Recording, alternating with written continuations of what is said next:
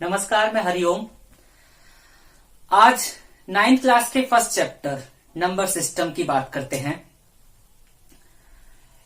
इस चैप्टर को स्टार्ट करने से पहले हम थोड़ी सी प्रीवियस नॉलेज पर भी प्रकाश डाल लेते हैं। जरा देखिए, यहां आप देख रहे हैं मैंने एक नंबर लाइन बनाई है और नीचे कुछ बॉक्सेस बनाए हैं, बैग्स बनाए हैं, मैं ये कह सकता हूं।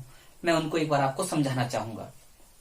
ये नंबर लाइन है। नंबर लाइन का मतलब है इस पे नंबर्स लिखे हुए हैं, सभी तरह के नंबर्स इस पे लिखे हुए हैं। सबसे पहले मैंने पहला बॉक्स लिया, ये नेचुरल नंबर का बॉक्स है। ये नेचुरल नंबर का बॉक्स क्यों है? ये नेचुरल नंबर का बॉक्स इसलिए है क्योंकि 1 और उससे आगे के सभी नंबर अगर हम किसी एक बॉक्स में डालते हैं तो उस बॉक्स को नेचुरल नंबर कहा जाएगा। अगर उसी बॉक्स को लेकर हम उस बॉक्स में जीरो और डाल दें, इस बॉक्स को आगे रूपांतरण हुआ है कैसे कि इस बॉक्स में जीरो, ये जो जीरो है ये इस बॉक्स के अंदर डाल दी गई, नंबर यहां आ गया। अब ये नेचुरल नंबर नहीं रहा, इसका नाम बदल गया। अब इसका नाम हो गया है होल नंबर, जिसको W से रिप्रेजेंट करते हैं। नेचुरल नंबर को N से रिप्रेजेंट करते हैं। आपने आगे भी पढ़ा है, आगे क्या पढ़ा है कि अगर होल नंबर के अंदर सभी नेगेटिव नंबर, ये जो बॉक्स है होल नंबर का, इसके अंदर अब मैं और नंबर डालने वाला हूं। मैंने इसमें सभी नेगेटिव नंबर, ये नंबर डालने स्टार्ट कर दिए। एक नया बॉक्स, एक नया नाम मुझे मिला। क्या है वो नाम? इंटीजर। लेकिन आप एक बात बताइए मुझे, क्या ये सिर्फ ये नंबर चल रहे यही हैं? क्या 1/2, 3/2, 5/2, 2.5, 3.5, 4.5, ये नंबर कहां है? ये कहां से आए? वो भी इस नंबर लाइन पर होते हैं।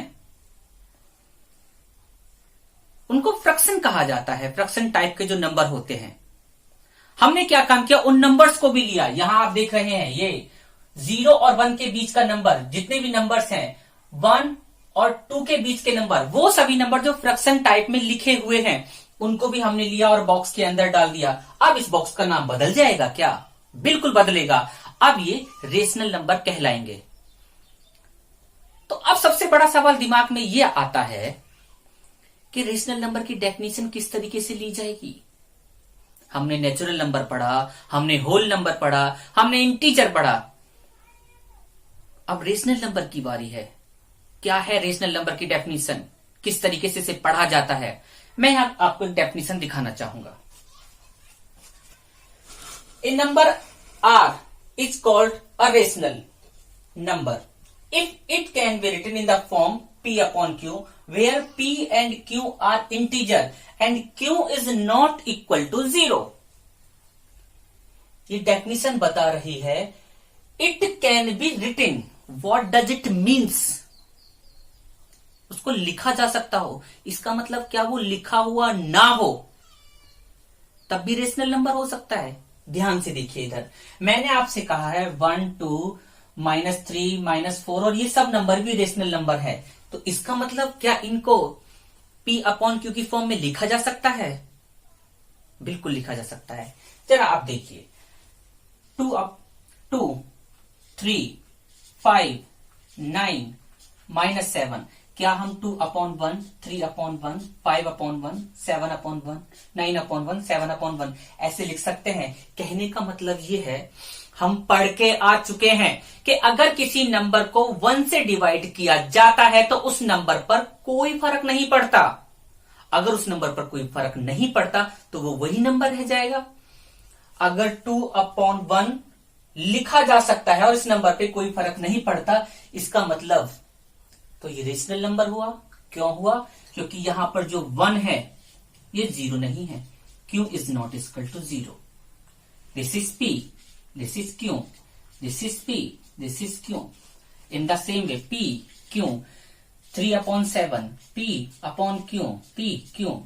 कोई भी नंबर जो P/Q की फॉर्म में लिखा जा सकता हो उसको रेशनल नंबर कहते हैं। रेशनल नंबर की डेफिनेशन से इसका मतलब सभी इंटीजर, सभी नेचुरल नंबर जो इंटीजर में ही आते हैं, वैसे तो सभी रेशनल नंबर हैं। अब यहां एक सबसे बड़ा सवाल ये उठता है कि जीरो किस कैटेगरी में आता है? जीरो, ये जीरो क्या है? आप एक बात बताइए, जब ये कहा जाता है कि किसी भी नंबर में 1 से डिवाइड किया जा सकता है तो वो सेम नंबर रहेगा, क्या वो 0 के लिए भी लागू होती है? 0 के लिए तो आपको बताऊं सभी नंबर लागू होते हैं कि 0 में आप किसी भी नंबर से डिवाइड कर दो, 0 में 2 से डिवाइड करो, 0 में 1 से डिवाइड करो, 0 में 5 से डिवाइड करो, 0 में 11 से डिवाइड करो, वो 0 ही रहेगा।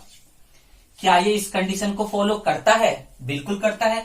हमसे ये कहा गया है P/Q की फॉर्म में लिखा जाए, क्यों 0 ना हो, क्यों इज नॉट इक्वल टू 0, क्यों is not equal to 0, here also क्यों इज नॉट इक्वल टू 0, क्यों 0 नहीं होना चाहिए? P के लिए उसने हमें कोई बाउंडेशन नहीं दी है, इसका मतलब तो ये हुआ 0 भी रेशनल नंबर हुआ। बिल्कुल 0 रेशनल नंबर है, क्योंकि इसको P/Q की फॉर्म में लिखा जा सकता है। तो मिलते हैं अब, आप एक्सरसाइज की बारी, ये तो इंट्रोडक्शन, अब बात करते हैं नेक्स्ट स्लाइड।